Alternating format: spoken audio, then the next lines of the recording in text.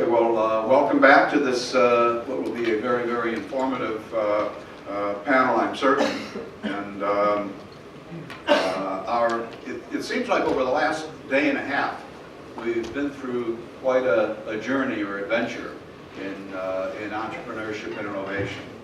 And this journey or adventure has taken us from the very inception of the idea, whether it's in somebody's mind somewhere or in a research lab or wherever that inception of the idea might be, all the way through, from this morning's presentation, through the so-called Valley of Death, and coming out of that Valley of Death through a variety of innovative means, and talking somewhat about the ecosystems and the environment here at KFUPM and within the Techno Valley to start and seed and begin businesses, and even a little bit this morning in terms of financing those businesses, all the way from the so-called 3F forms of financing, friends, family, and fools, to the previous presentation of the medical devices presentation from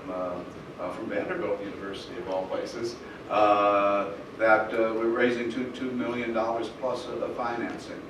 But where we haven't yet gone in that journey or adventure in entrepreneurship and innovation is an exit strategy for the entrepreneur and as well as the investor. Now, for all entrepreneurs, an exit strategy may not be a very important thing. For many entrepreneurs who are starting lifestyle businesses, the life part may be very important in the lifestyle business, and they may want to stay in this business for their life and maybe for the life of several generations of their families. So it's not all entrepreneurial, not all entrepreneurs and not all entrepreneurial ideas and ventures are dependent upon a successful exit strategy. But it strikes me that the kinds of entrepreneurship and innovation we've been talking about for the last day and a half here, the technology-based entrepreneur, the truly innovative entrepreneurship, rather than the more replicative entrepreneurship. For that truly innovative entrepreneurship, often the exit strategy is very important because those innovators, those very bright, creative, smart innovators, want to go back and innovate again, and once again, create new ideas. We saw in the last presentation how the engineer from Vanderbilt has lots and lots of ideas, and what really drives him is going back and continuing to see those ideas get out into practice. So we really want and need an innovative process, those truly serial entrepreneurs. So an exit strategy, both for entrepreneurs and for investors, is critically important. And this morning we have a panel that is certainly through their background and through their experiences can shed a lot of light on this process of exit strategies. Dr. Ibrahim Almojel is the head of global investments at Saudi Arabia Energy Ventures, in a variety, in addition to a number of other things, both family and within the business. He's a graduate of Vanderbilt University, and then also did a PhD at Stanford, where you were involved in several entrepreneurial processes. And Stanford is probably the U.S. university that has done as good a job as any, probably been better than almost all in terms of bringing together the kinds of things that are going on here, in terms of bringing a business school and an engineering school together to bear upon entrepreneurship.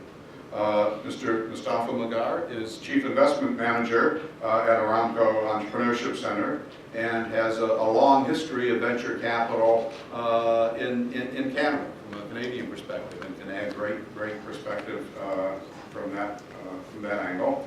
And Mr. Abdullah Jefri is a Senior Associate with a Strategy and a graduate of KFUPM. And deals in a number of social venture kinds of opportunities.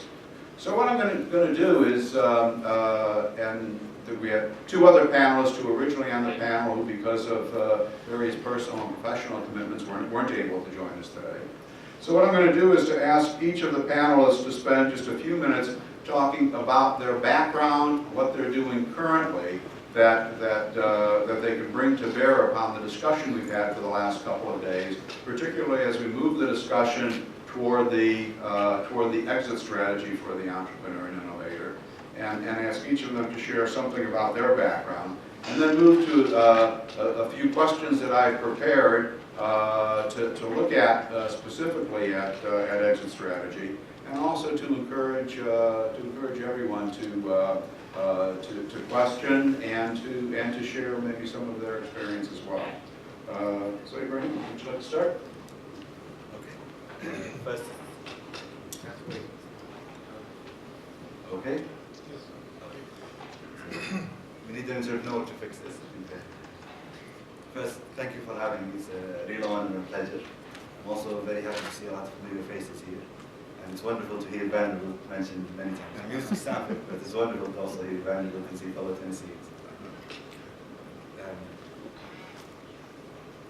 Currently, I'm the head of investment in Saudi Aramco Energy Ventures. It's a $500 million fund with a mission of accelerating the development and deployment of technologies relevant to Aramco and the kingdom. You can think of us as the corporate venture arm of Saudi Aramco. We have offices in Houston, Aberdeen, Oslo, and headquarters in Iran, and we work in Keene, Seoul, and Tokyo through Aramco offices there.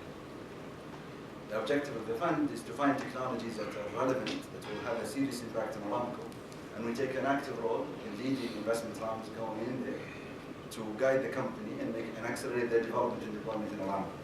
We have a dedicated business development team within the company to help our portfolio companies succeed within the bureaucratic jungle that is Aramco.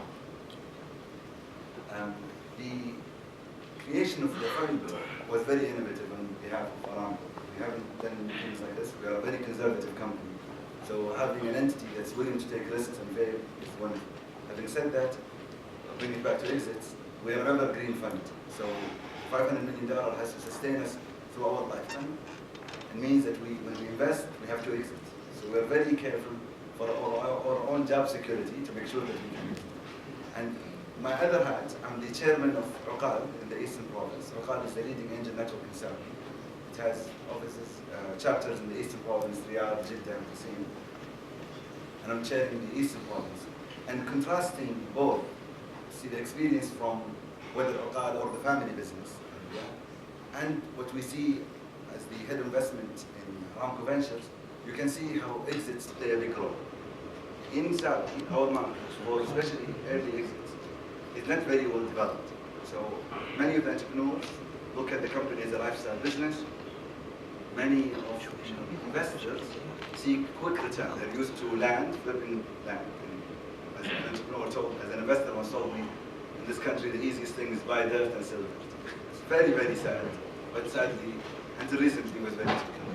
So if you're used to that type of business, where you only buy dirt and sell dirt, you can call it development or where you're effectively buying dirt and selling dirt, willingness to accept technical risk, to grow a company and look for an exit, or buy a growing small company and dealing with the operations is very limited. But on the other hand, I see some positive signs. Some of the family offices, many of the leading families have now dedicated funds looking for us. And the leading, you can mention Rajhi or Zamin, they have very good operations when they look for young companies. They try to co-invest and grow.